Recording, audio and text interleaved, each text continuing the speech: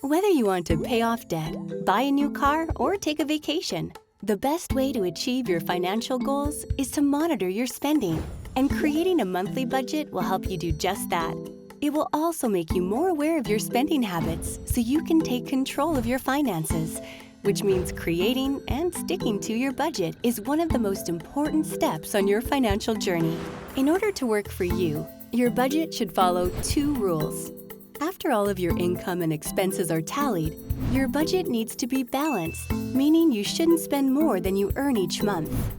Your budget also needs to fit your life, so you can't just use any template. It needs to account for your income, your expenses, and your spending habits. That's what makes it a personal budget. Before you create your budget, you'll need to figure out your total monthly income and your total monthly expenses. First, calculate your income by adding up how much you earn each month from your job, side gigs, or any other regular sources of income. And make sure you focus on your net income. That's the actual amount you can spend after taxes and deductions. So if you earn $3,000 each month at your job, but you take home $2,400 after deductions, your total monthly income would be $2,400. Once you know your total monthly income, figure out what you're spending. To add up your expenses, track your spending for a month by keeping all of your receipts and bills, or by using an online expense tracker. Make sure you include any automatic payments that you might not think about, such as subscriptions to streaming services, gaming services, apps, and more.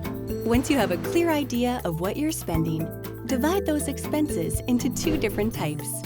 Fixed expenses include things like rent, insurance, and car payments. They happen every month, and the amounts rarely change.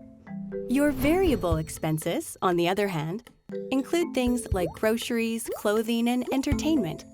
They might be things you buy every month, but their timing and amounts can change, and you have more control over how much you spend on them. Once you know your fixed and variable expenses, you can divide them into categories that let you achieve your goals without spending more than you earn. A typical formula that works for many Canadians is the 50-30-20 budget. 50% of your income goes to necessities, 30% to non-necessities, and 20% to debt repayment and savings. Your necessities category mostly includes your fixed expenses, things like rent, insurance, transportation, and childcare. The non-necessities category includes your variable expenses, like takeout and concerts, but also things you pay for every month but don't need.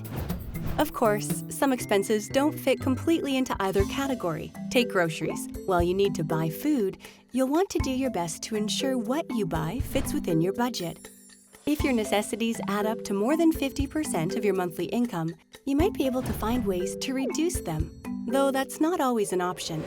In some cases, spending less on non-necessities, like subscribing to a single streaming service or using Groupon deals and couponing sites for other spending, will be the easiest route.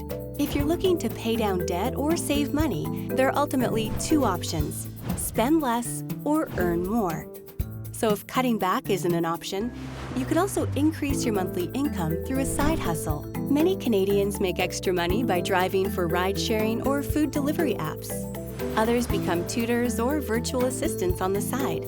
And if you love animals, dog walking and dog sitting can pay surprisingly well. You can even make a little extra by filling out surveys from the comfort of your couch. The remaining 20% of your budget should go to debt repayment and savings. Remember that if your goal is to pay down your debts, you need to make more than the minimum payments each month. But no matter what, you should still have access to emergency funds for when you need them. One way of doing this is by creating a rainy day long-term savings account. Your budget will also need to adapt over time. When your income and expenses change, whether you get a new job, move to a new city, or become a parent, you'll need to create a new budget to account for those changes. But if you stick to a budget and spend less than you earn, you'll always be moving in the right direction, no matter where you are on your path to financial wellness.